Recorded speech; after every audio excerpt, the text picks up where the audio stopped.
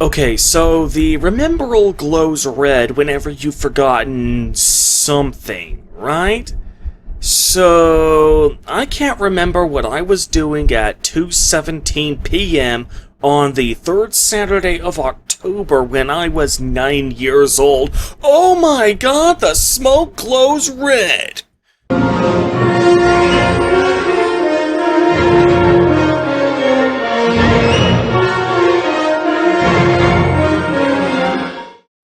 Spoiler warning. This is an in-depth retrospective and story analysis of the entirety of the Harry Potter books, one chapter at a time. If this is your first video in the series, it is highly recommended that you begin watching this series from the beginning, which you can do by going to the playlist that I provide right here. Okay, now that everyone is all caught up, let's continue.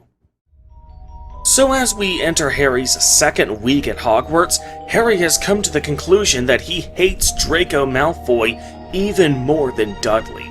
As such, he is quite frustrated to hear that his first flying lesson will feature the first-year Gryffindors paired with first-year Slytherins.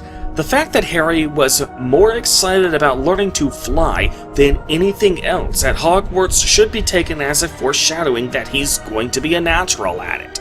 After all, why would Harry be so excited about this particular lesson when he knows no more about that style of magic than any other branch of magic he learns at Hogwarts?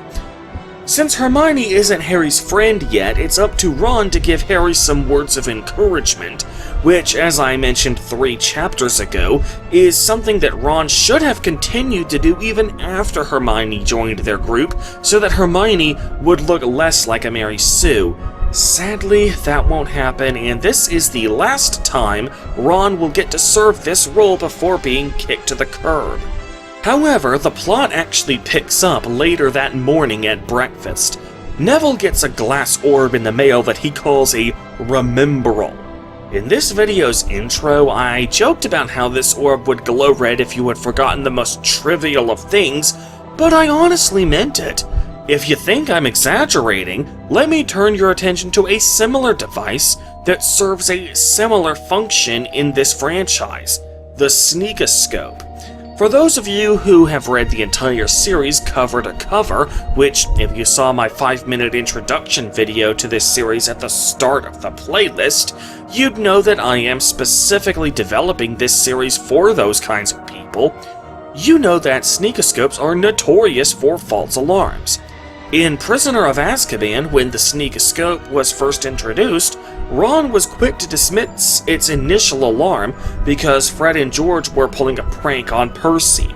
Later in Goblet of Fire, Moody has to turn his Sneakoscope off because of what he calls interference. This interference consists of things like kids making excuses about why they haven't done their homework, aka kids just being kids.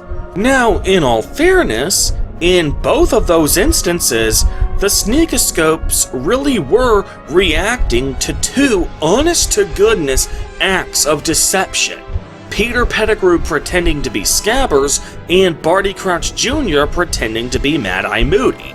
So in both of those cases, the Sneakoscopes really were justified in going off. However, we must also consider that the characters in-universe were more than willing to hand-wave away these totally not false alarms as false alarms.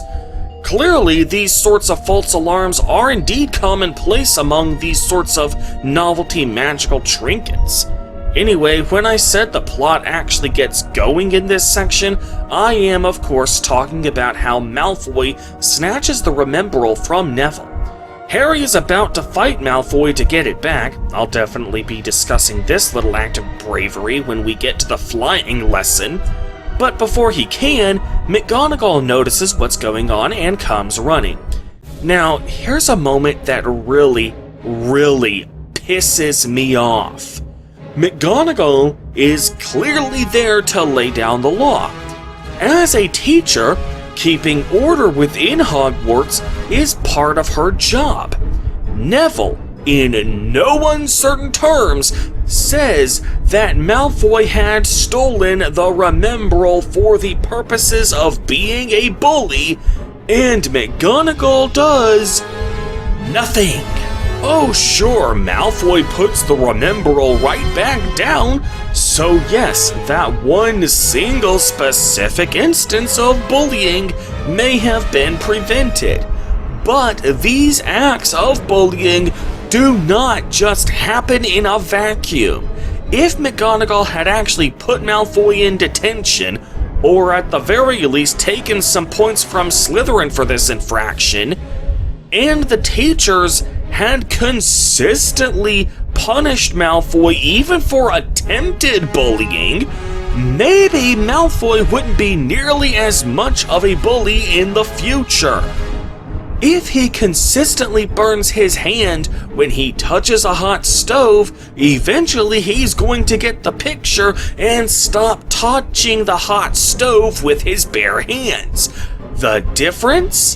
When he touches a hot stove with his bare hands, he will burn his hand 100% of the time. But when McGonagall catches him being a bully, he only gets punished some of the time. No, fuck that. You caught Malfoy in the act. Punish his sorry ass. I don't care if he didn't succeed in his efforts to be a bully, he still tried to be a bully. That alone deserves punishment.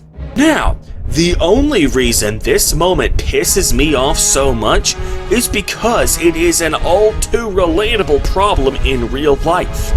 All too often, people with authority may be fully aware that someone under their authority is doing wrong, and rather than actually laying down the law and putting the bastard in his place, the person with authority all too often seems content simply doing the bare minimum amount of enforcement necessary to prevent just this one injustice from happening, while doing absolutely fuck all to ensure it doesn't happen again. You know what happens when guys like Malfoy get caught being a bully and don't get punished for it? All that does is tell guys like Malfoy that bullying, at worst, means they fail but carries no actual negative consequences.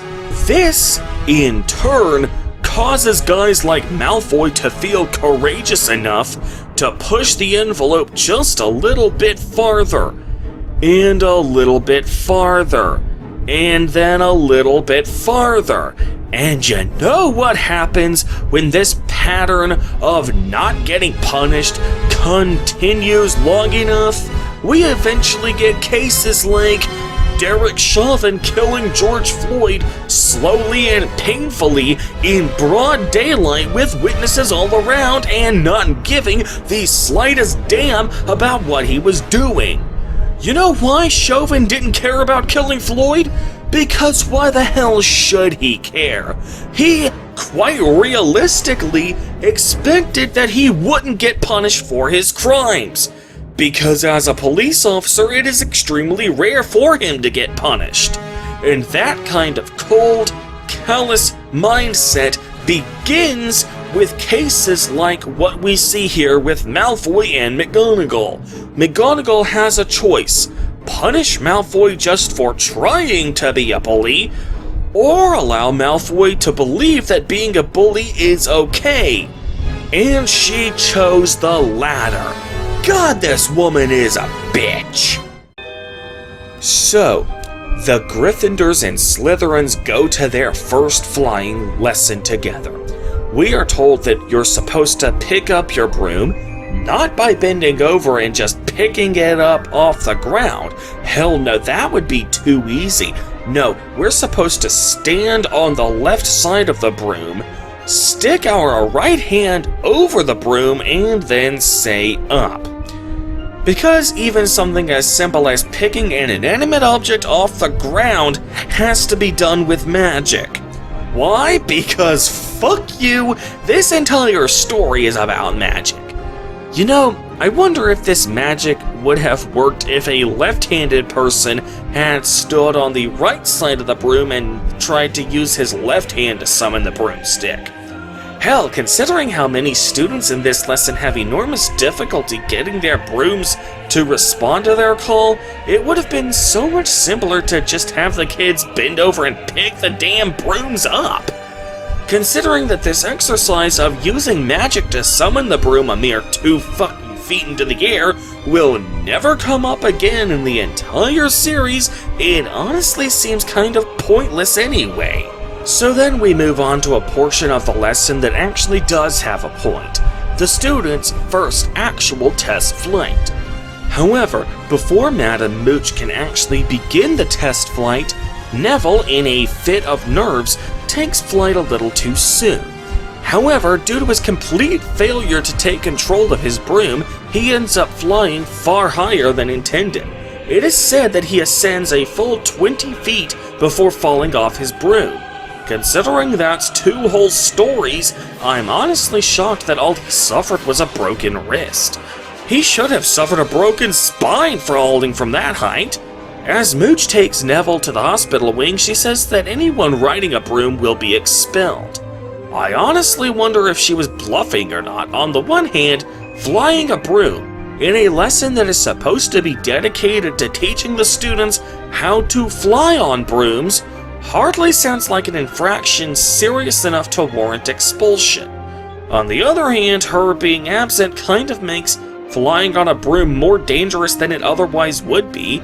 Then again, Neville fell from 2 stories high and only suffered a broken wrist. And there's no indication in the story that Mooch had used some of her own magic to mitigate the damage, so is flying really that dangerous to begin with? So, because McGonnagal couldn't be bothered to grow a damn pair and lay down the law on Malfoy earlier this morning, Malfoy feels empowered enough to actually steal Neville's Remembrall for real this time. Without a teacher around to stop him, it's up to Harry to stand up to Malfoy and demand the Remembrall from him. Unfortunately, this moment falls flat for me for one simple reason. It's out of character for Harry. This really is the first time we've seen Harry actually stand up to a bully, but it's not the first time we have seen Harry have to actually deal with a bully. Remember, in the 2nd and 3rd chapters of this book, Harry constantly had to deal with Dudley's bullying. However, in those instances, Harry always preferred flight rather than fight. He always preferred to run away from Dudley and his gang rather than fight back against them.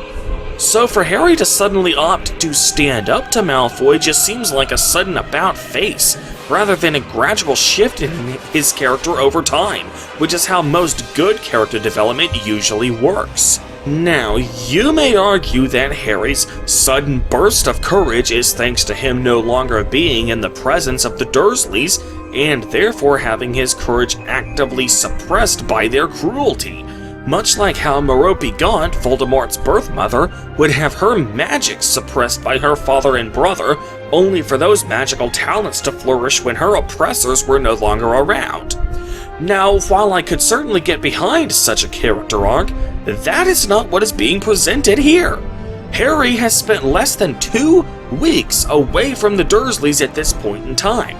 There simply has not been enough time for Harry to shake off the feelings of oppression he has lived with for as long as he can remember. At least with Merope Gaunt, we aren't given an exact amount of time before her previously suppressed magical talents started to really come into their own. Hell, even at the beginning of this very chapter, Harry is still showing a lack of self-confidence, no doubt stemming from the lifetime of abuse he had only just moved away from. So no matter how you slice it, there is just no way I can interpret Harry's sudden burst of courage in dealing with Malfoy as anything other than a complete about-face of his character. So, Harry jumps on his broom and realizes that he is a natural at flying.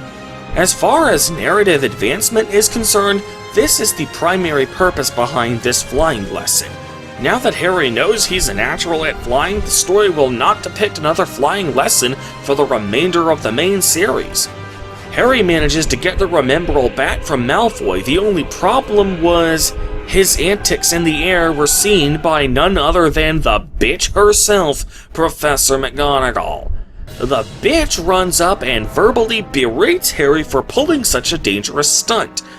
Now, bear in mind that she clearly saw Harry catch the Remembrall. We know this because it is her witnessing this feat that prompts her to give Harry a spot on the Quidditch team. So she obviously saw a Remembrall in the air. She knew that Malfoy was part of that group of students. She knew that Malfoy already had a desire to steal Neville's Remembrall. So clearly the Remembrall was in the air in the first place because Malfoy took the Remembrall up there and threw it with the intent of smashing it. Despite knowing or being capable of putting two and two together on all of this, Malfoy receives no punishment whatsoever. Oh, but as if that weren't enough, as if her bitchdom couldn't possibly get any worse, she actively refuses to hear the Gryffindor's side of the story when they offer to tell McGonagall what really happened. Oh, heaven forbid the students who actually saw the whole incident, as opposed to just the catching of the Remembrall, actually tell her what really happened so that she doesn't make a rash, uninformed decision she may regret later. No, as the adult, she obviously knows better than the stupid fucking children. She then demands that Harry follow her, allowing Harry to believe he was going to be expelled. Now sure, she ends up rewarding Harry rather than punishing him, but Harry doesn't know that yet. He is scared out of his mind about what McGonagall is going to do to him just for doing the right thing and standing up to a bully.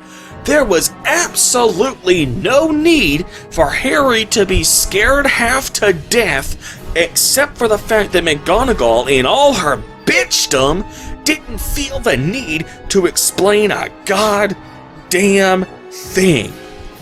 Fuck this bitch. Fuck this cunt. Fuck her in the ass with a spike. So, in what I assume is supposed to be a redemption for her being such a bitch, it turns out that McGonagall isn't punishing Harry, but is instead offering him a spot on the Gryffindor Quidditch team. Now, bear in mind that first years are not allowed their own broomsticks, so to get Harry on the team, she has to get permission from Dumbledore to bend that first year rule. But honestly, what justification would Dumbledore have to agree to that? Because Gryffindor's Quidditch team sucks donkey ass? Later in Chamber of Secrets, Draco Malfoy complains to his father that Harry was given special treatment. As the bully of this series, we the audience are naturally inclined to roll our eyes at everything Malfoy says. But honestly, he's right in this case. Harry is indeed being given special treatment. There is quite simply no good reason whatsoever for Harry to be allowed on the House Quidditch team or be given his own broomstick when first years are not supposed to be allowed either. And now for the coup de grace. Just to add the cherry on top of the bitch sundae, consider this. 2 chapters ago, at the start of term banquet, Dumbledore stated that Quidditch tryouts would be held in the second week of term. We are currently in the beginning of the second week of term, so tryouts haven't yet wrapped up. Harry, however, is being handed the position of Seeker on a silver platter without even having to try out. So, what happens to all the other Gryffindor students who were hoping to try for the position of Seeker? Maybe Harry would have mopped the floor with the other Seeker hopefuls, but don't you think it's only fair that those other players at least get an equal chance to earn their spot on the team?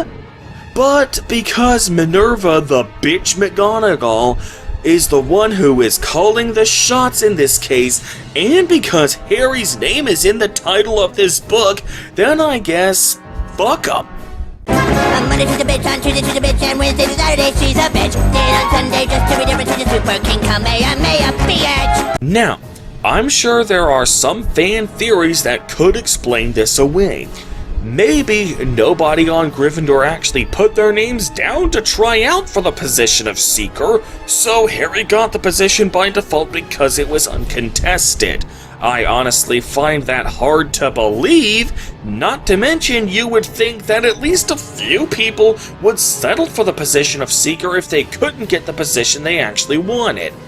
However, just from a storytelling perspective, it is just lazy for J.K. Rowling to gloss over that.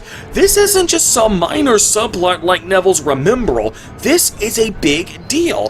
Harry being Seeker for the Gryffindor Quidditch team is going to be a huge factor in giving Harry his sense of identity and individuality for the rest of the series. Put simply, you cannot gloss over something like this and expect the audience to fill in the blanks themselves. Major plot points like this one need to be explained in full. Failing to do so is just shitty storytelling, and that's all there is to it. So, later that day at dinner, Malfoy, hopeful that he had gotten Harry expelled, is surprised to hear that Harry isn't actually expelled, although he doesn't yet know that Harry's on the Gryffindor Quidditch team. So, in yet another attempt to get Harry expelled, since, as we've established, if you don't punish a bully for being a bully, he'll just keep on being a bully, he decides to challenge Harry to a wizard's duel. He offers to have the duel in the trophy room on the grounds that that room is always unlocked. This begs the question, why is the trophy room always unlocked? What purpose would that serve? What does the school gain by having the trophy room be always unlocked? It seems to come off as pure plot convenience, as it provides a convenient location to set up this midnight duel. Well, Ron's role as the guy who provides exposition comes up once again, as he explains to Harry what a second is.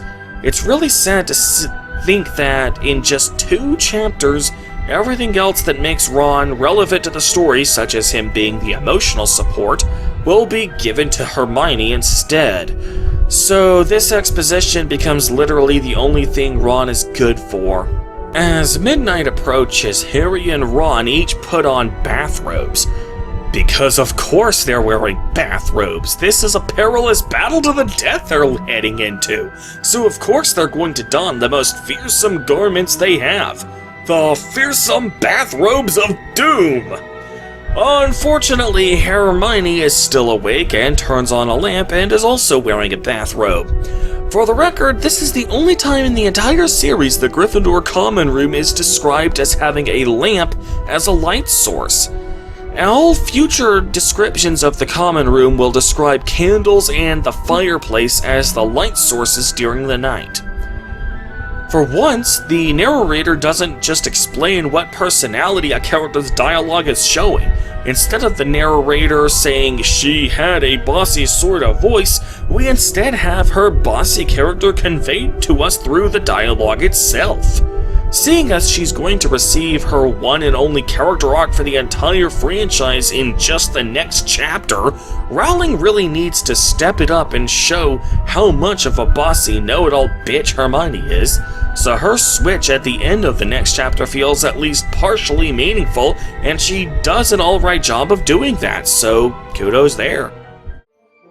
So anyway, the bathrobe trio find themselves locked out of Gryffindor Tower, since the fat broad has gone for a walk.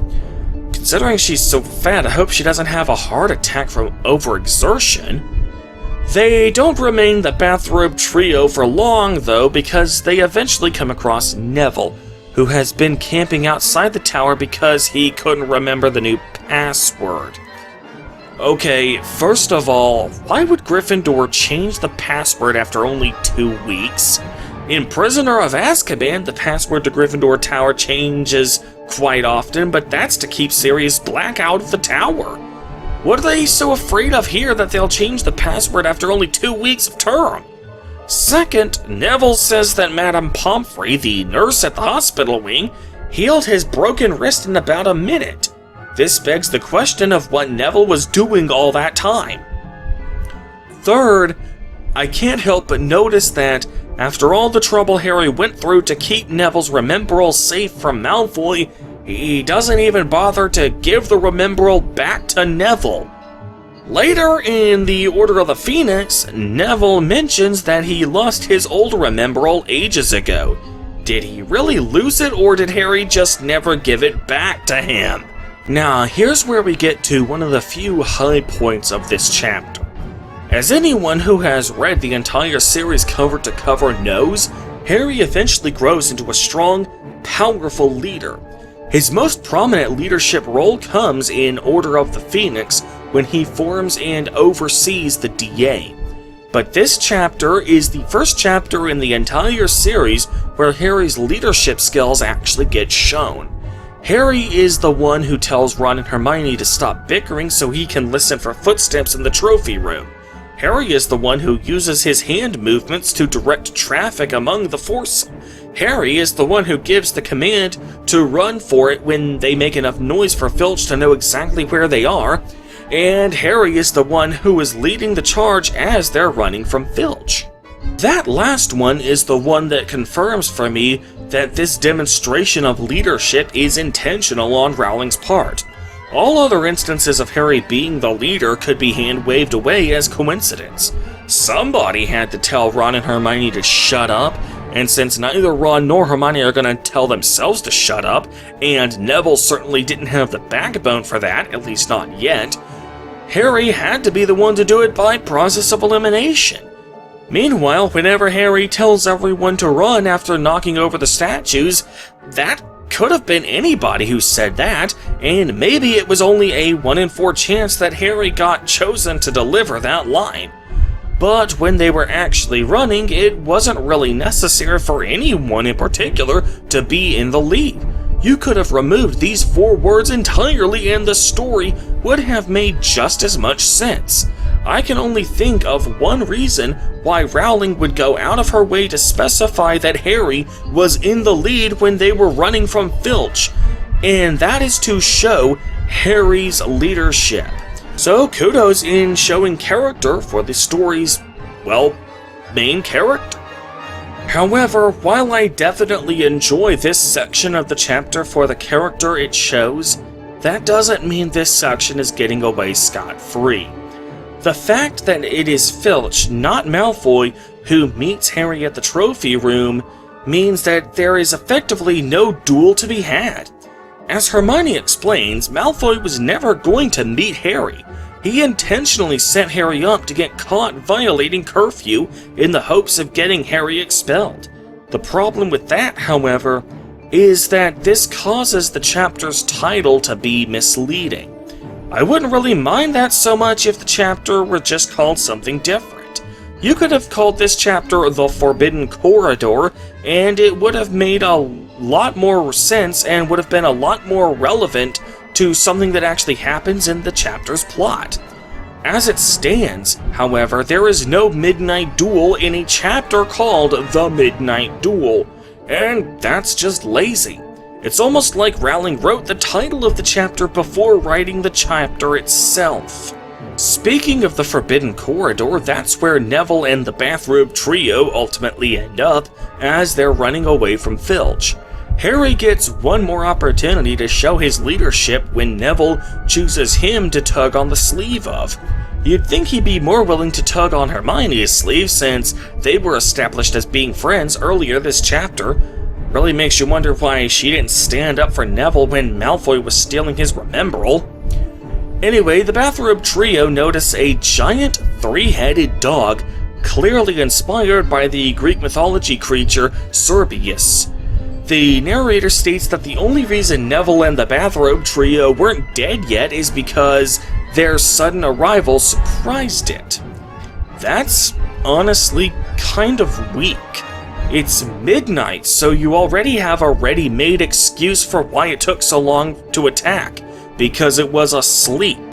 You could write in that its three noses were twitching as it was picking up the four kids' scents, thereby explaining how it was waking up. Sure, putting it to sleep using music is ultimately going to be the creature's weakness, which I'm going to have my own problems with when I get to that point in the story, but are you saying the dog doesn't normally even need to sleep in the first place? That's a bit stretching incredulity, don't you think?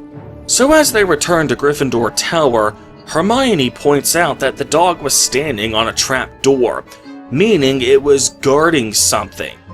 So the chapter closes with Harry remembering what Hagrid told him on his birthday, that Hogwarts was the only place better than Gringotts for something you want to keep safe.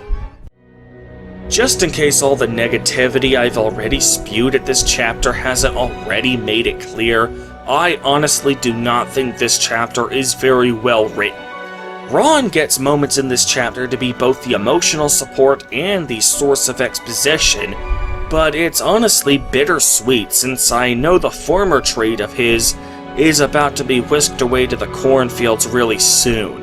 Hermione's upcoming character arc requires that she act like a bossy know-it-all in this chapter, so that much is handled adequately. Neville's character development actually comes along quite nicely. Like Harry, he starts the series as a timid victim of constant bullying because of the way his family used to treat him, although his family did so out of love, whereas Harry's family did so out of cruelty, for reasons I discussed in Chapter 7. And like Harry, he will eventually grow into a courageous leader who nobly stands up to evil. Unlike Harry, though, Neville's character development is going to come over the course of the entire series. The story doesn't just flip a switch and have Neville turn brave, so I much prefer Neville's character in this chapter. Speaking of Harry, his character development is hit or miss. On the one hand, it's nice to see Harry actually be proactive this chapter, after spending the last few chapters being relegated to a reactionary, if not completely inactive, role. I also like how this chapter foreshadows the leader Harry will eventually grow into. On the other hand, as I've hopefully made clear, I am not a fan of how Harry's timidity and lack of self-confidence is just retconned away with no actual character growth, just because the story demands it. Neville is only a side character, so he would have an excuse for having his character development glossed over or happen mostly off-screen, and yet he gets the proper character arc, while Harry's character development just gets switched on and off like a light switch, despite him being the main character. But hands down, the character who comes out of this chapter looking the absolute worst is Professor McGonnagal, who comes off as completely unwilling to do her job of enforcing the rules against Malfoy. She comes off as making rash and irresponsible decisions when she decides that Harry, and only Harry, was in the air against orders. Then she shows that she's more concerned about Gryffindor winning the Quidditch Cup than she is about keeping order in the school, and so she gives Harry the position of Seeker, while all the other students who were hoping to become Seeker are just left out in the cold. This is especially painful to read about in a post-George Floyd world, where her failure to issue punishment when punishment is due just hits a little too close to home. As far as plot advancement is concerned, this chapter accomplishes two major contributions to the story: getting Harry on the Gryffindor Quidditch team and introducing the three-headed dog and the trapdoor it was standing on. Unfortunately, both of these major plot points are handled rather poorly.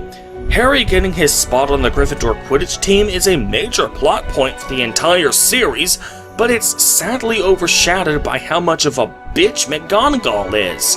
I like how the bathrobe trio stumble upon the room by accident, but I don't like how their survival was explained away by the dog simply being taken by surprise, when a perfectly valid alternative explanation for its lack of immediate attack was already readily available. People often praise this series for being so well written and how Rowling had clearly planned the series out in advance, but they tend to only really look at the series on a macro level, looking at things like the foreshadowing of Voldemort's Horcruxes, or Harry having Lily's eyes. As I've hopefully made clear in this series so far, and will continue to make clear as the series progresses, these 7 novels have huge problems with their storytelling on a micro as opposed to macro level. Next time, we learn the rules of Quidditch, so you can bet your ass I'll have some strong opinions about that.